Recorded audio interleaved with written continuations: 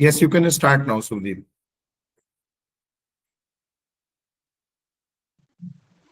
Good morning, everyone. Respected Head of Department, Dr. S.M. Yahya Ibrahim, sir, esteemed faculty members, and my friends. It is my honor to welcome you all to today's online session. I, Sudeep Kumar Munda, a student from PG SEM 2, will be your host for this online session. Today's online session is about modernity, and metropolis, reading 20th and 21st century urban poetry. In a world increasingly shaped by cities, this topic invites us to reflect on how urban spaces influences not only our daily lives but also our imagination, language and art. The 20th century witnessed the rapid rise of the modern city, marked by industrial growth, technological advancement, shifting social structure and a sense of both excitement and dislocation. Poets of this period responded to Metropolis on a side of fragmentation, anonymity, and emotional intensity. As we move into today's 21st century, urban poetry continues this engagement, now shaped by globalization, digital like migration, inequality, and new forms of identity. Through today's discussion, we will explore how poets across these two centuries have captured the rhythms, contradictions, and lived realities of the modern city. Urban poetry becomes a powerful lens through which we have understood modernity, not just as a historical phase, but as an ongoing human experience. Now, before we begin this session, it is my privilege to invite our respected head of department, Dr. S.M. Yahya Ibrahim sir, to share a few words and acknowledges. Thank you, Sudeep. Respected resource person for today, Taha Yasin Saab. Dear colleagues, basically I'm here to extend a very warm welcome to our resource person today and the participants today, the listeners today. Basically, this is the job our principal sir was doing, but right now he is not present, he is busy somewhere. So that's why in his absence I take this opportunity to extend a very warm welcome to our resource person Taha Yasin साहब. और बहुत खुशी की बात है, we are extremely happy that he is from our own Jharkhand. When Sudeep will introduce him, our students will be able to know his locational background and a lot of information about him. So on behalf of the management of Karim City College, on behalf of Karim City College, but more than that, it is on behalf of our students, the PG and UG students of our department, that we extend a heartiest welcome to our resource person. We also welcome the students who have joined this session, and we are extremely indebted to our faculty members also who have joined this session this very morning. So once again, a heartiest welcome to you, Yasin Bhai, and we expect that we are going to have a very good and a very enriching session for our students. So welcome online on the land of Jharkhand. Sudeep. Yes, sir. Good morning, sir. It is my honor to welcome you to today's online session. Guys, today we have with us Dr. Taha Yasin, an assistant professor from Department of English, Ramlal Anand College, University of Delhi. After having completed his schooling from Bishop Westcott Boys School, Lamkum, Ranchi, Dr. Taha Yasin completed his graduation in English honors from St. Xavier's College, Ranchi in 2010. He completed his master's in English and MPhil in English from the University of Delhi in 2012 and 2014 respectively. Simultaneously, after having cleared NET in November 2012, he started teaching in a contractual position from January 2013, and he secured a permanent position at Ramlal Anand College, DU, in November 2015. He is also a graduate in law 2014-17 batch from Law Center 2, University of Delhi, and he completed his PhD from Department of English, DU, in September 2025. He has been published in national and international journals, and he has presented papers in central universities like DU, AMU, etc.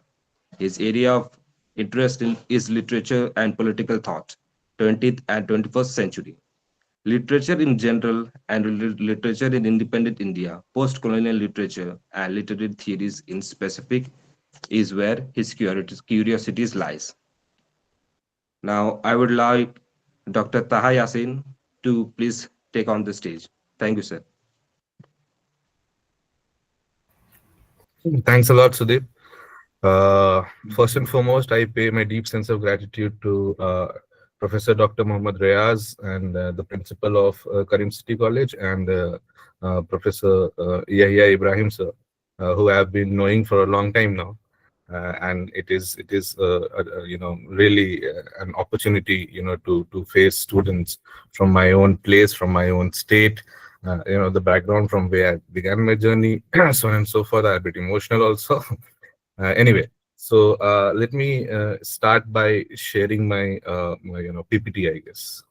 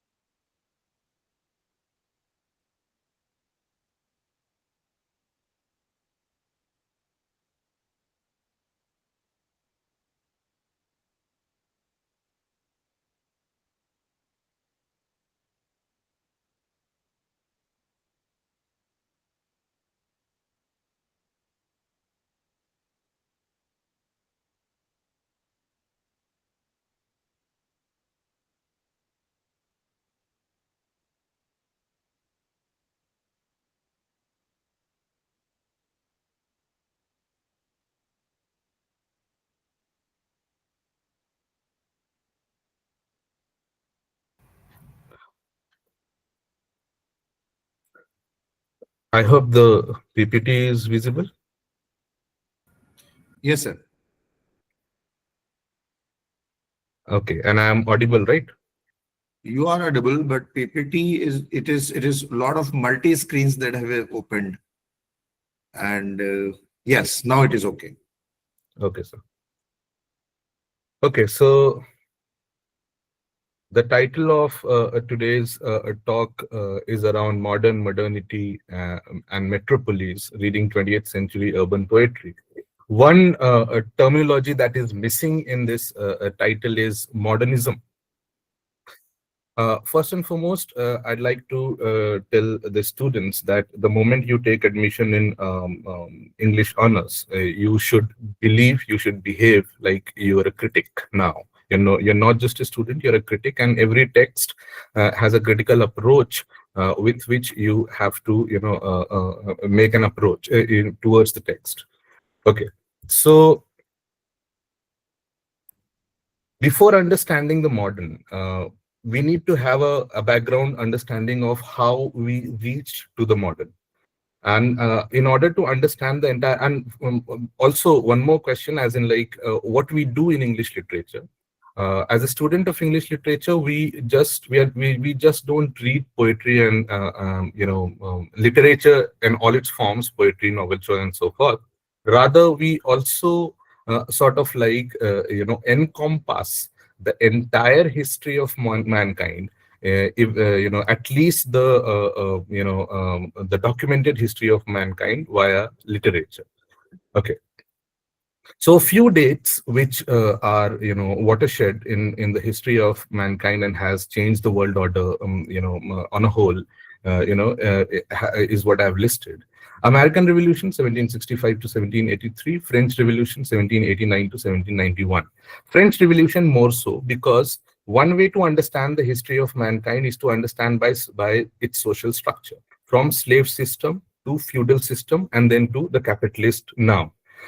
From a slave system to when the world moved from a slave system to the feudal system, the owners in the slave system went on to become the feudal lords, largely, and the slaves went on to become the serfs, and agriculture became the main source of economy.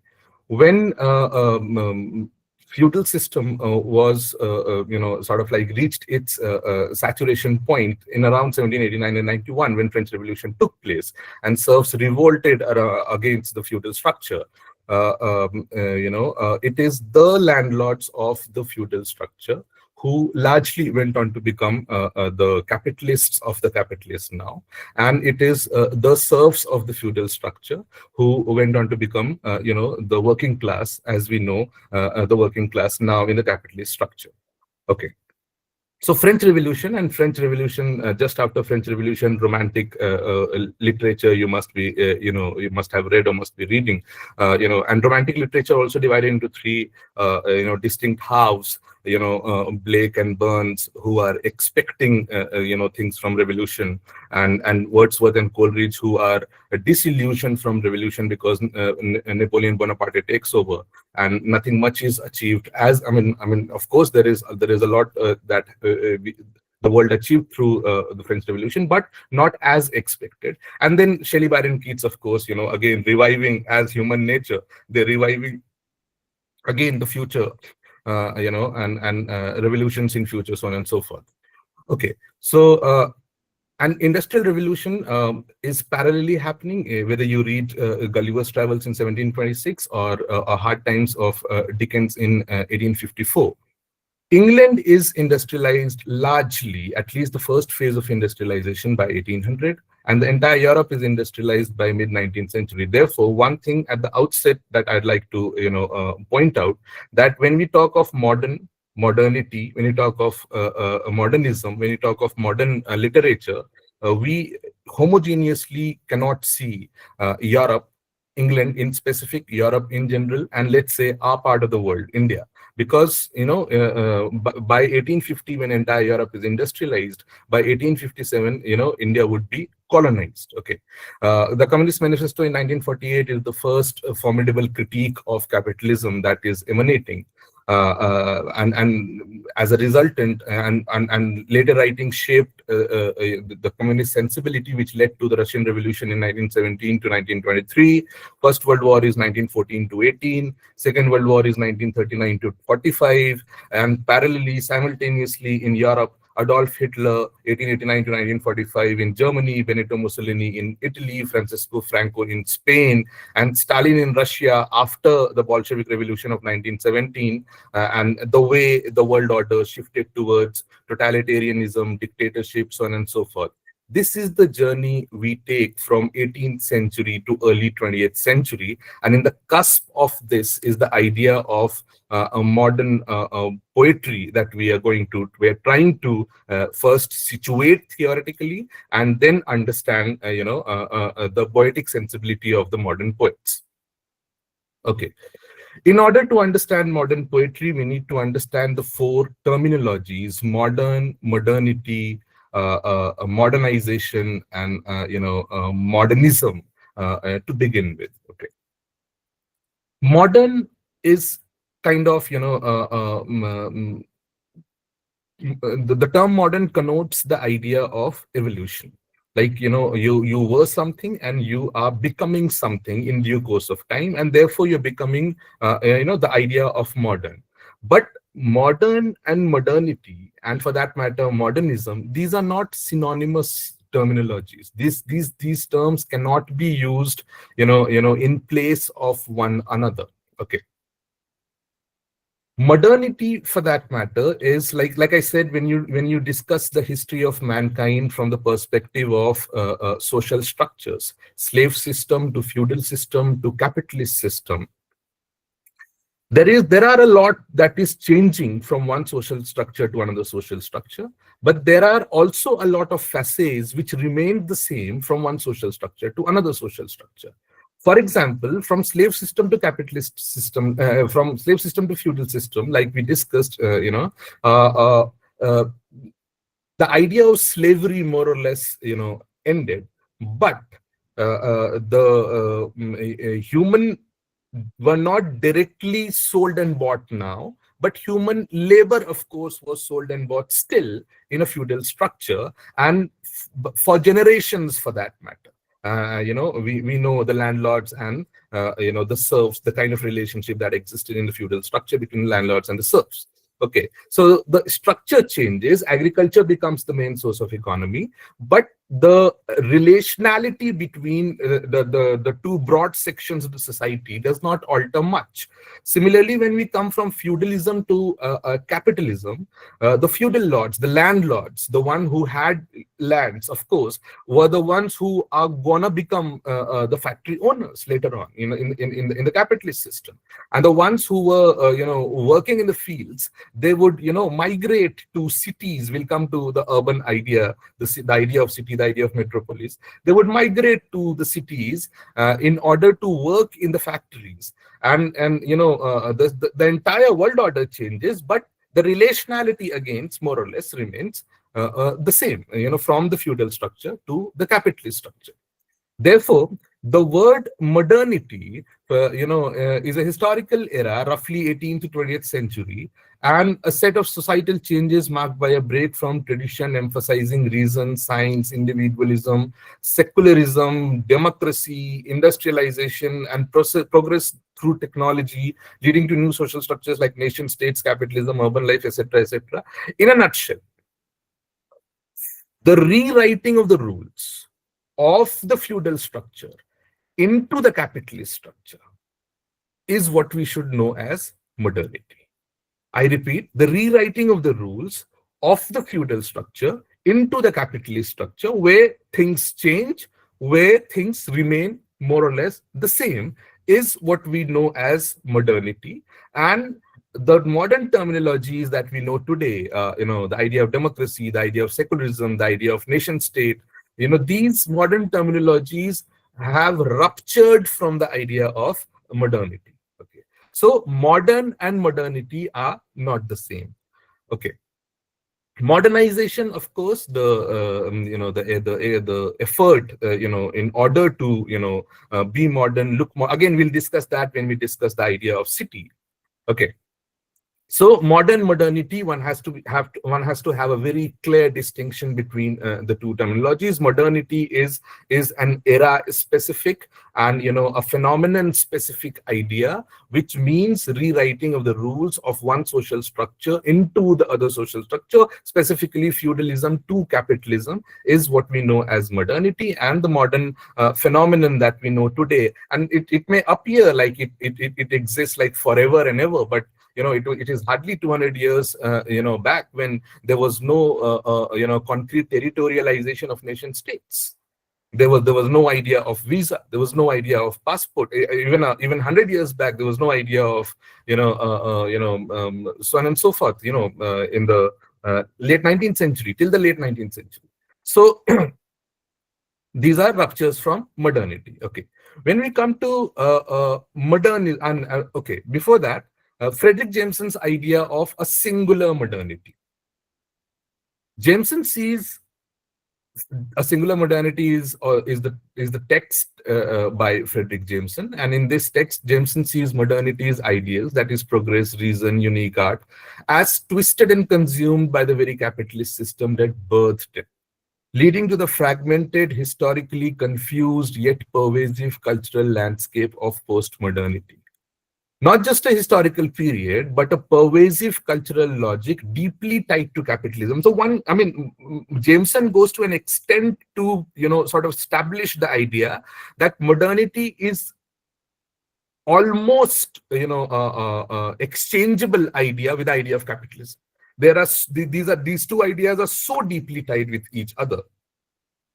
And the way we usher into the new world, the way we usher into the capitalist world, these two ideas are, the amalgamation of these two ideas is with which we move to, the modern capitalist world. Okay.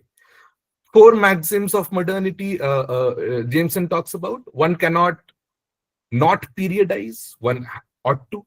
Modernity is not a concept, but rather a narrative category, over like 150, 200 years or so. The one way to narrate it is via subjectivity, and no theory of modernity makes sense today unless it comes to terms with hypothesis of a postmodern break with the modern.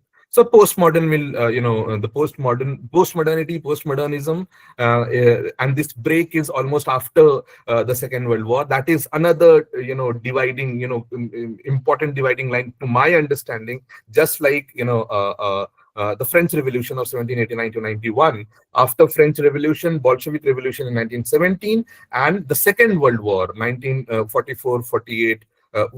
Around 45, 46 around, and then the independence of India, and independence of subcontinent, and later entire Africa, so on and so forth. So these three dates are very important for our understanding of how literature shaped, how history shaped, and so on and so on, and how the world order changed.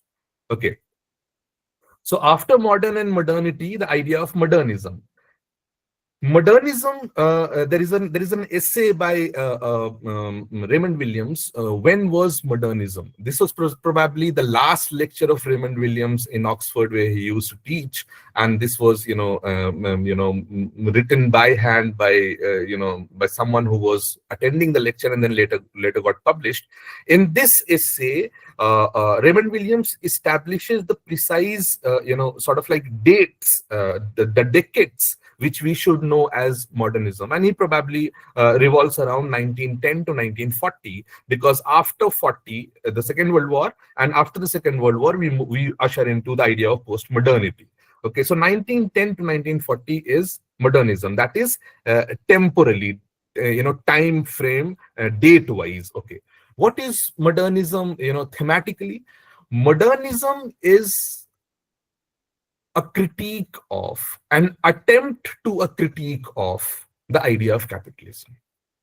In all fields of, in all walks of life, in all walks of arts, not just literature, in all walks of life, modernism is an attempt to a critique of, the idea of capitalism, which has already been entrenched. I situated the dates. 1800. England is already industrialized. 1850, entire Europe is industrialized. 1850, Marx and Engels, around 1850, Marx and Engels is already critiquing capitalism, and a formidable critique of capitalism has begun. Charles Dickens, Hard Times. What is Hard Times? What is he referring to as hard times? It is the entrenched idea of capitalism which he is referring to as hard times. Okay, so all this is already there in mid-19th century. And when we move to 50 years hence, 60 years hence from mid-19th century, around 1910, Raymond Williams says that modernism is a movement, of course, and an ism, which is a critique of, or an attempt of a critique of, the idea of capitalism. A term that typically associated with the 20th century reaction against realism, romanticism within the arts. More generally, it is often used to refer to a 20th century belief in the virtues of science, technology, and the planned management of social change. Okay, it's altogether a different debate that was modernism successful as a movement, as a critique of the capitalist order, and to what extent, and what happened, and what led it astray, so on and so forth. You'll read modern literature, modern novels, James Joyce, Virginia Woolf, so on and so forth.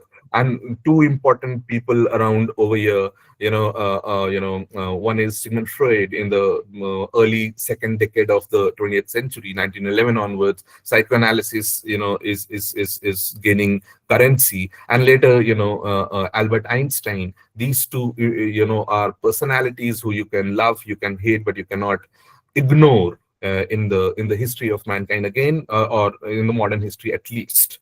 Okay, so we've discussed the idea of modern, the idea of modernity, the idea of modernism. Modernity is a different phenomenon, which is a rewriting of rules of feudalism into capitalism, and modernism is a critique of the capitalist order. The entire 19th century capitalist order is entrenched, and the early 20th century is a reaction to the entire 19th century, which we see in all walks of life, in all forms of arts, and so forth, specifically literature. Okay. Then the third idea, metropolis, that we've used in our title, metropolis. What is the idea of city?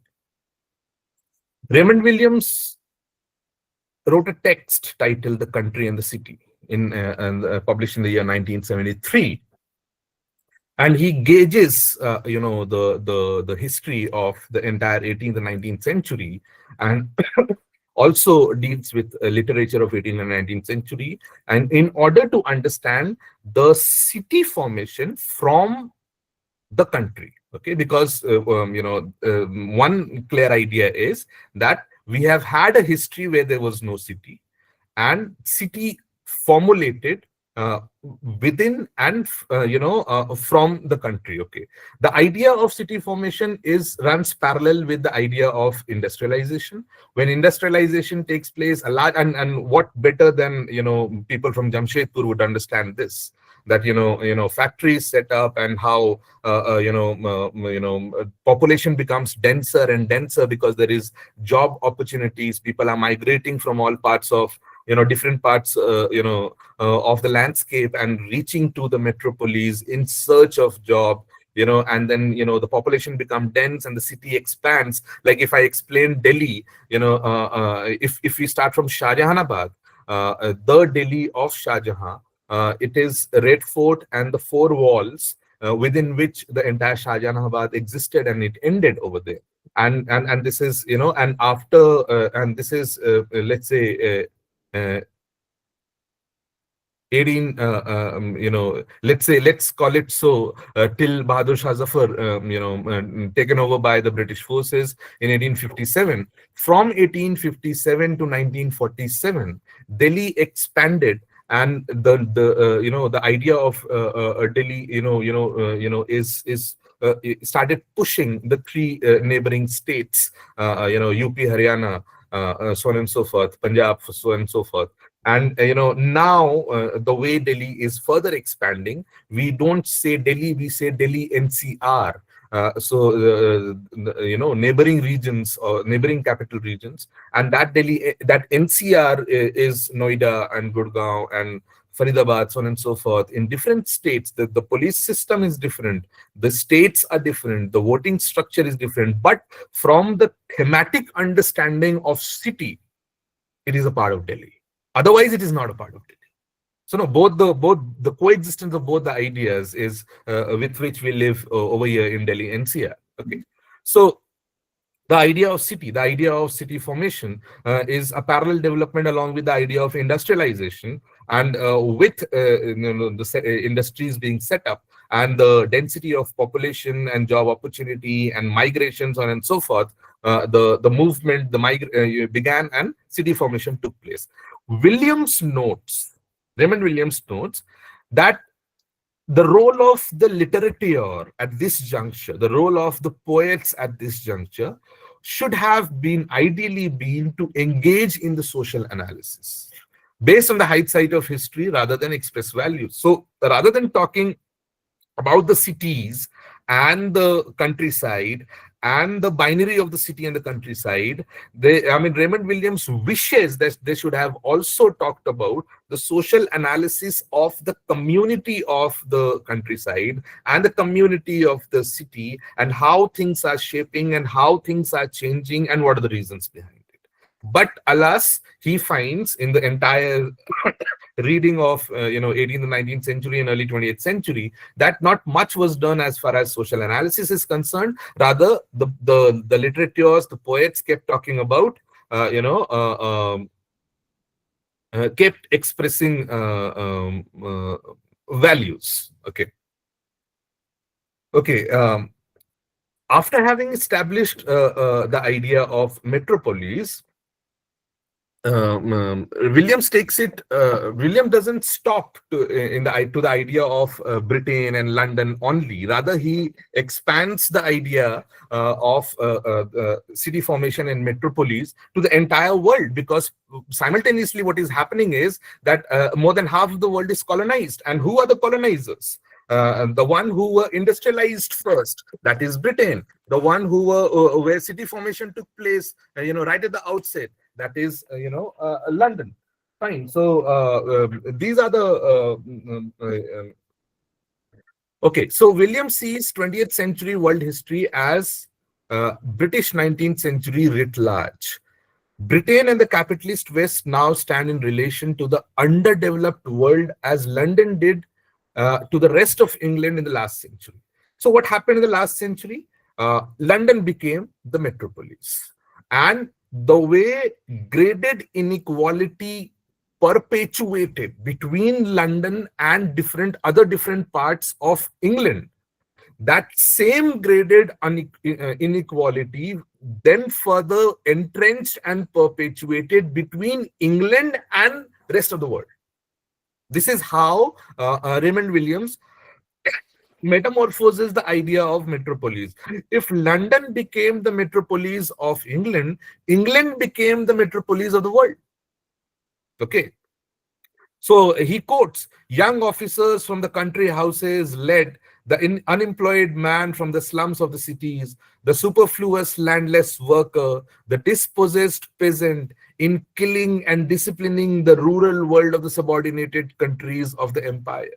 Where were these officers coming from? Where were these governors coming from? The one who came and ruled over India, over Africa, over entire Latin America. You know, these were young officers from the country houses, the unemployed man from the slums of the cities over there who was sent over here.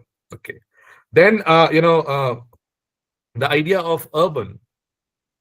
The change from a largely rural to an urban society has taken a little more than 200 years in Britain, where it began earliest and developed most slowly. Were there no large towns earlier? There were. The answer is there were. There were towns, but it was mostly for trade purposes. And, people used to aggrandize in those towns for trade purposes and then disperse back. There was no kind of, a hierarchy between the towns and the countryside for that matter in, earlier times. But in the modern era, when in the capitalist era, when in the industrialized Europe and England, when a London formation is taking place, when Paris formation is taking place, when Venice formation is taking place, these metropoles are hubs of probably everything from art and culture to everything. And it is not just a hub of everything, rather there is a hierarchy that exists between London and rest of England, Paris and rest of France, for that matter, Europe and the rest of the world, as a metamorphosed idea. Okay, migration is an important phenomenon in all parts of the world now. Okay.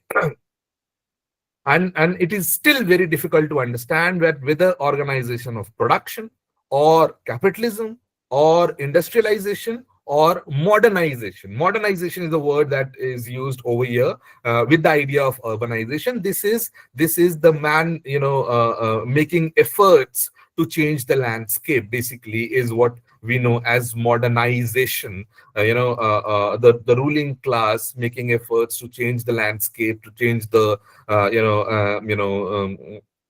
the order, is what basically modernization connotes. But how much of this was responsible, in what ratio, in the process of urbanization, in the process of metropolis formation, so on and so forth, is very difficult to reconcile with. Okay. Williams says, but the bottom line is, Williams says, country, city, these are interdependent, but largely in the sense that both are subject to the general development of capitalist productive and social order. This is the most important point that Raymond Williams makes, that there is whole lot of argument and writings talking and contrasting the idea of city and country. We'll discuss that. And of course, Williams says that it is interdependent, but largely in the sense that both are subject to the general development of the capitalist productive and social order. Both are aiding to capitalist entrenchment and further entrenchment. Both are aiding to the kind of social order that capitalism demands and capitalism, sort of like, propels. Both. One cannot go with either or. And therefore, at this juncture, there is an important and very interesting debate between Gandhi and Ambedkar. Okay, who in Hind Swaraj Gandhi says that, sort of like denounces the idea of westernization, and also the idea of railways, and many more. And then but Ambedkar has a different view, because he comes from a different social order. For him, urbanization is kind of a is helping in making caste ambiguous to an extent, though it is not true to a great extent that we've come to know in the last 50, 70 years of research or so. But to an extent, it is still making things ambiguous, with a huge density of people living in small piece of land. The city formation is sort of like making caste question ambiguous to an extent. English is making Dalits international to an extent. And even to an Ambedkar argues to the positives of British Raj. So in the same land, and struggling for sovereignty, and still a different perspective, because both are coming from different contexts. Both are situated in different contexts, both caste and other standards wise. Okay, so the country and the city, Williams concludes that both are aiding in capitalist entrenchment. Both. It's not like you go by, you move back 100 years, then things would be better, or you completely urbanize and things would be worse. Not of that sort. This point is important to understand when we talk about the modern poetry. Okay. Then even before delving into the idea of poetry, let's talk about a few critical points. Williams establishes that the movement to the city from the country is not the story of the fall of humanity, just like Ambedkar does. Okay, idealizing feudalism. Now, who is he referring to? He's referring to the literateurs, the poets. The poets, T.S. Eliot, W.H. Auden, Ezra Pound, the modern poets, they talk about past. They compare the present as, as desecrating, as, eroding, and the past as something, the golden good old days, like he refers to over here. So in a sense, like what they're doing is they're idealizing feudalism. They are supporting the slave South and condemning cities as seats of evil and corruption. They talk of golden age. They talk of the good old days. Okay, you'll find scores of poems, including the Wasteland, Four Quartets, so on and so forth, of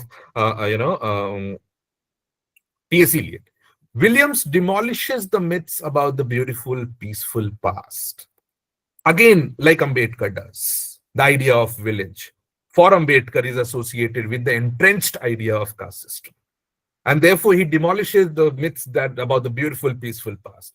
He reveals the commercialism, exploitation, and ruling class brutality in rural England. He reminds us that old property, like new property, old property, feudal system, new property, capitalist now, was based on theft and conquest, both. Neither of them are real owners of, be it the land of the feudal structure or the factory of the capitalist structure. Okay. He further says, at the same time, he presents the continuing struggle in the countryside to improve the conditions and quality of life. Rural folks are not simply idiots or quaint creatures. They have forged vital communities, and therefore he sort of like appeals the poets that you should talk about those communities, the rural communities, rather than just talking about value systems of the now, comparing it with the past, or the city metropolis, comparing it with the countryside, so on and so forth. Williams recognizes the loneliness of cities. He agrees to that, which is true. With the entire modernism, we talk about alienation, individualism, so on and so forth. But he also knows from his own experience that the city is important in terms of growth of socialism and working class organization. Again, this reverberates with Ambedkar, and I'm sorry, time and again, though these are two different contexts, but again it reverberates with the idea of Ambedkar.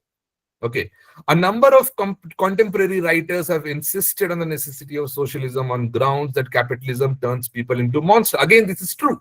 Capitalism does turn people into monsters. Socialism is necessary. Capitalism is dehumanizing.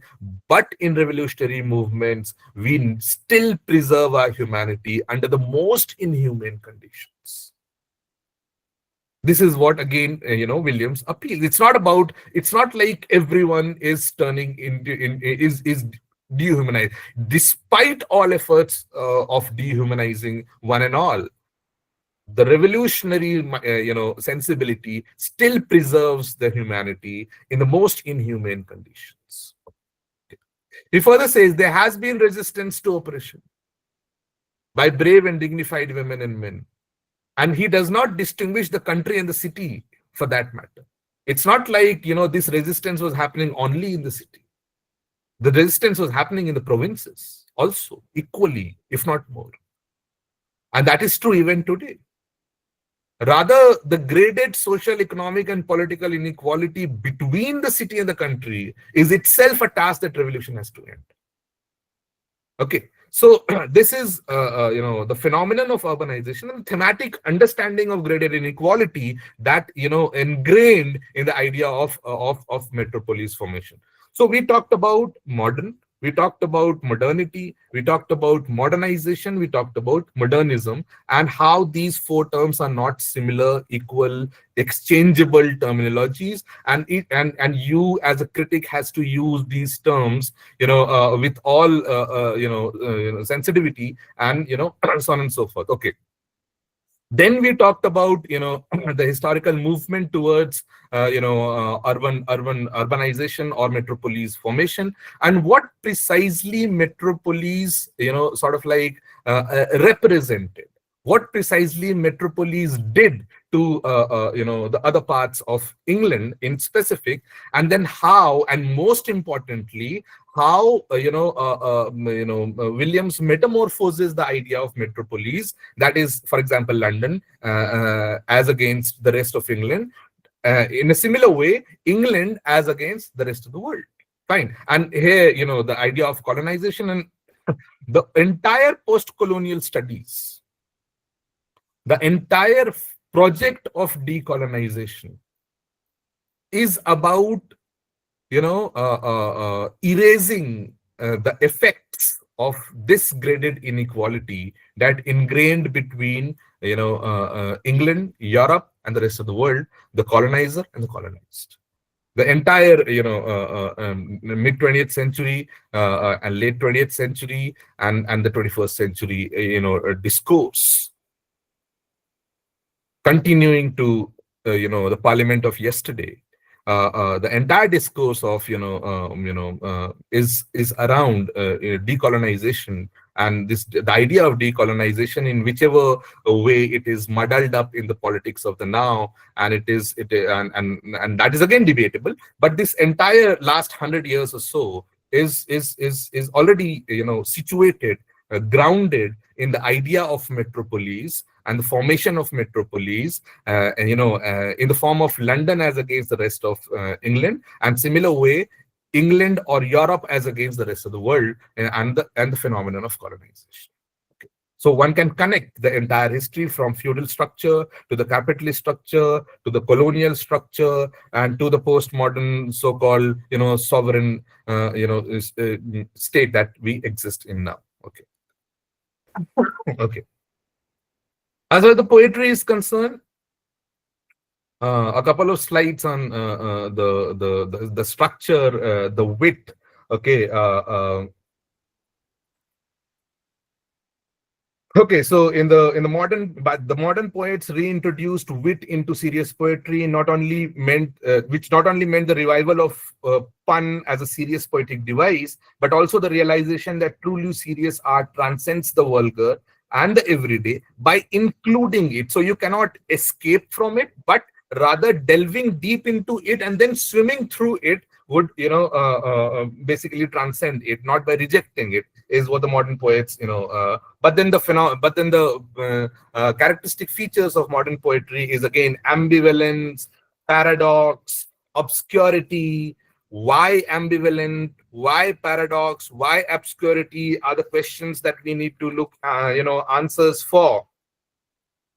Okay, David Deutsch says that the modern poet is acutely aware of the complexities and contradictions of the civilization in which he lives, aware too of the fragmentation of his audience, so that he can no longer count on any common body of knowledge in the light of which he can confidently use myth and symbol, and therefore is forced by the condition of his time to create or recreate his own myths and draw on his own, perhaps highly unusual reading for reference and allusion is a commonplace. This is, a common phenomenon of modern poets. David Deutsch is trying to have an explanation of it, but then the actual explanation lies in the shallow politics that you'd find through and through the modern poetry, where basically they are not critiquing the root of the question, that is the capitalist world order. Rather, like Raymond Williams says in the concluding, so the modern poets, W.B. Yeats, Ezra Pound, T.S. Eliot, Emily Dickinson, and many more, Williams concludes that the opposition of wicked town and innocent country is a mystification of the reality. Fine. And who is talking about the decaying town, the dead town, Shanti, Shanti, Shanti, T.S. Eliot, Ezra Pound for that matter. Williams says, New Metropolis, the meaning of country expands to include those foreign countries which have been colonized and exploited to sustain a metropolitan England, and then the entire England has benefited from the colonizing project, of course. But the illusion that the modern poetry created, the last protecting illusion, that it is not capitalism which is injuring us, but the more isolable, more evident system of urban industrialism. Okay, so basically the poems, the urban poems, and for that matter, what do you understand by urban? Is it just a spatial understanding? Spatial referring to space. So that space which is called urban, citizen of that urban space, when he writes, it becomes urban poetry. Or when the citizen writes about the urban space, then it becomes urban poetry.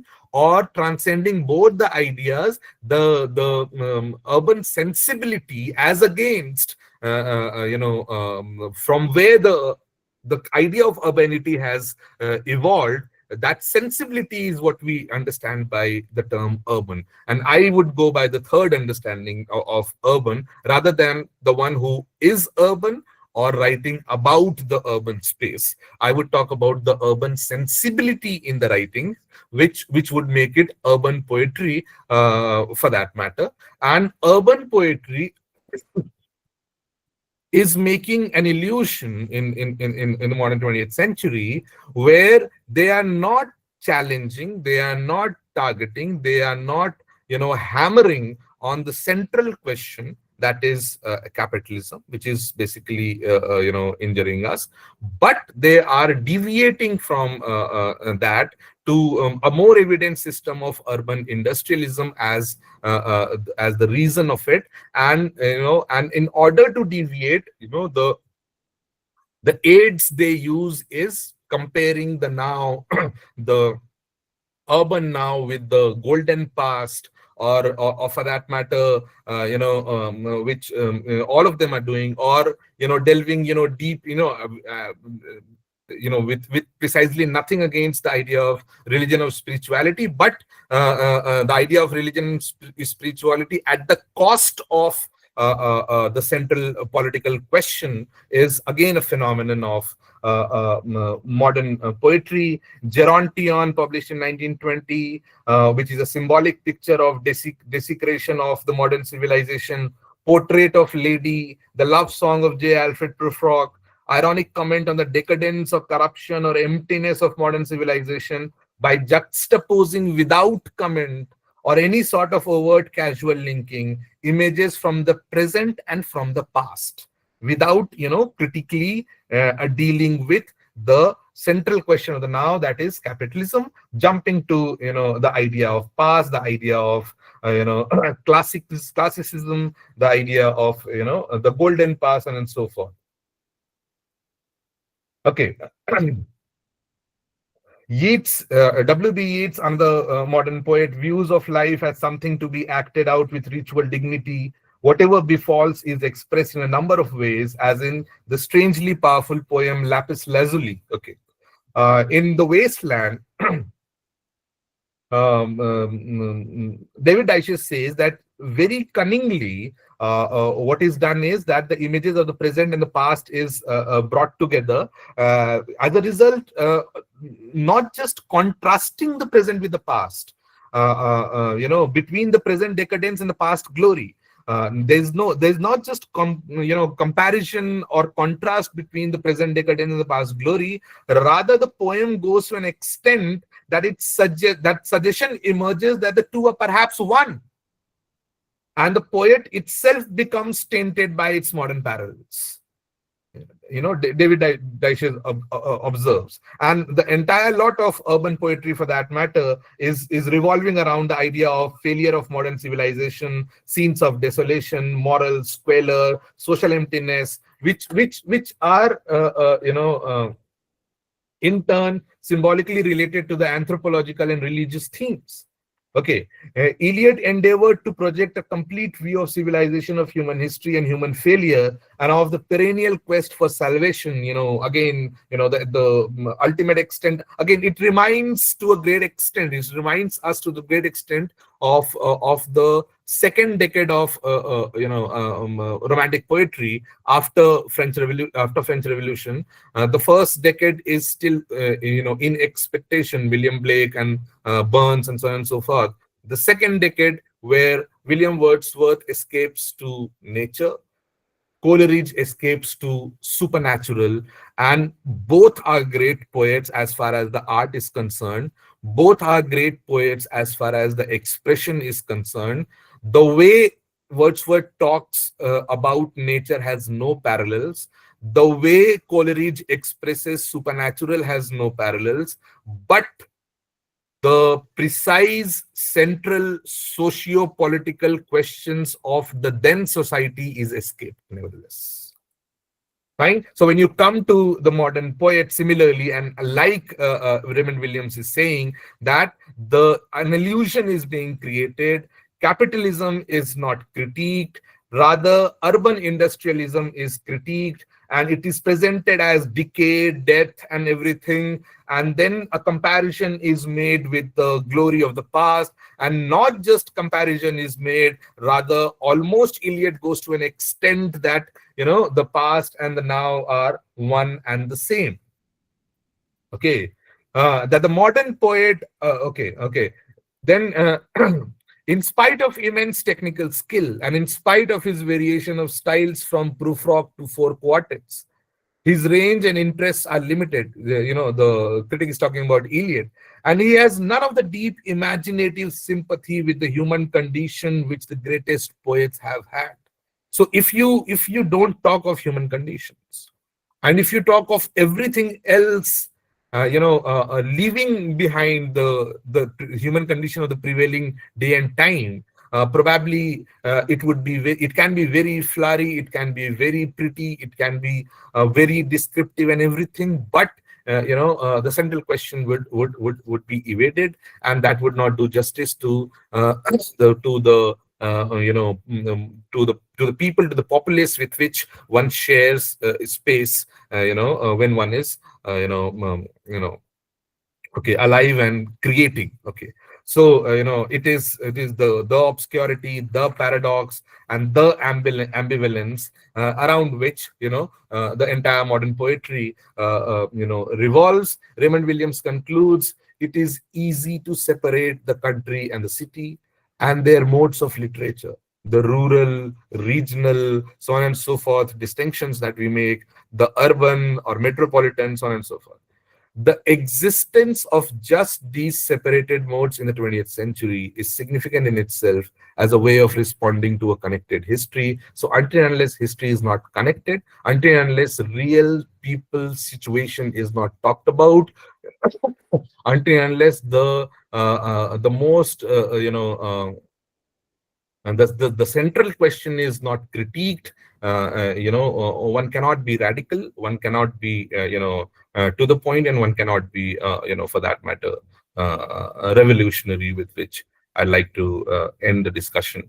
Okay, as a recap, modernity, modernization, modernism, the idea of urban, the idea of city formation, the idea of metropolis, not just about a big city, but the thematic idea of graded inequality that it subsumes.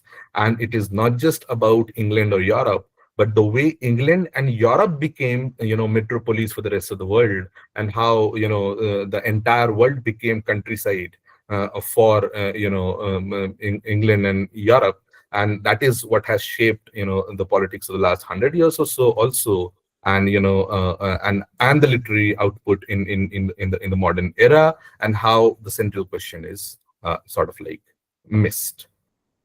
Thanks a lot.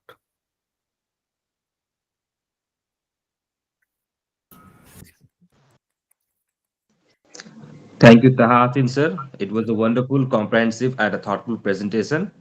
I hope through your presentation and lecture, we will surely explore how poets across these 2 centuries have captured the rhythms, contradictions, and lived realities of the modern city. Now, I would like the audience, if they have any questions, they can ask Taha, sir. Good afternoon, sir. Ji, please. Very good afternoon. Tell me. Sir, I want to ask that, sir, as you said that the poet mostly write on the metropolitan city, I want to ask that when poet writes about a city, what are their most common things they describe about the sound or the traffic, the constructions, what they faces, what they see in the metropolitan city, or the tall buildings, or the advertisement they say. So can you describe something that the what the most common things they say? See, buildings, traffic, and etc. is still an older phenomenon, and even Wordsworth has written about changing London. Upon Westminster Bridge, he's standing on a Westminster Bridge and is looking around the changing London, and how high rises are coming up, so on and so forth, in his own way, in his own era. But by the time we come to 20th century, the idea is much more grave. The idea of decay, the idea of isolation, the idea of alienation, the idea of individualism, the idea of existence in a crowd, in a millie, and still being all alone, the idea of isolation, and ranging from that to the idea of complete annihilation, is till where someone like Eliot goes, as far as, and when he talks about the civilization and the city. So it is it's an entire journey from Wordsworth to Eliot, as far as talking about cities is concerned. And it is very interesting if one can bring together how they've been representing cities from in these 2-3 centuries, for that matter, if I make sense. Thank you, sir.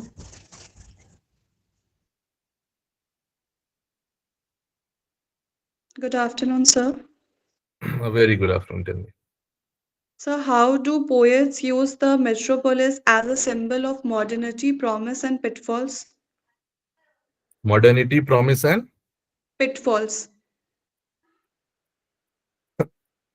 okay. Industrialization is at its peak. It has already completed, rather, by 1850, as far as Europe is concerned.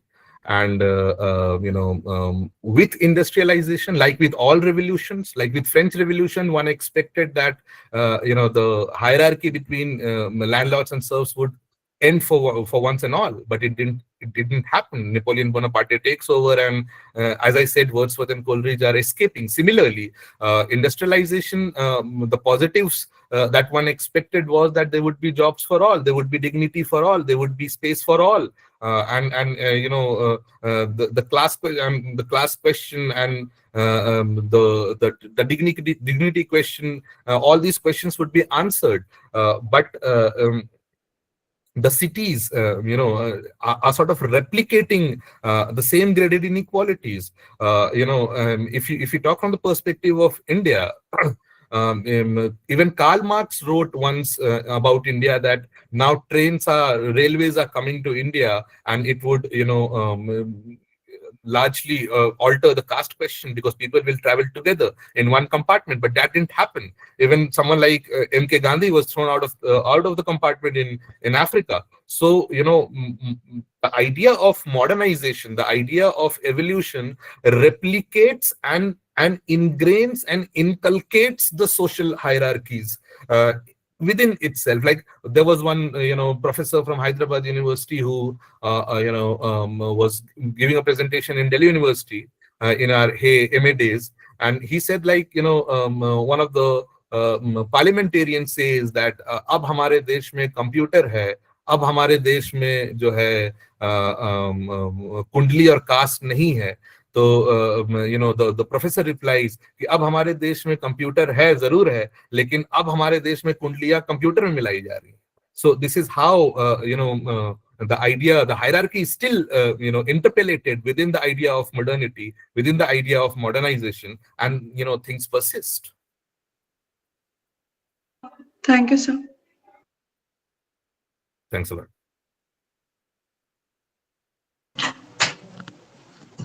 Anyone else?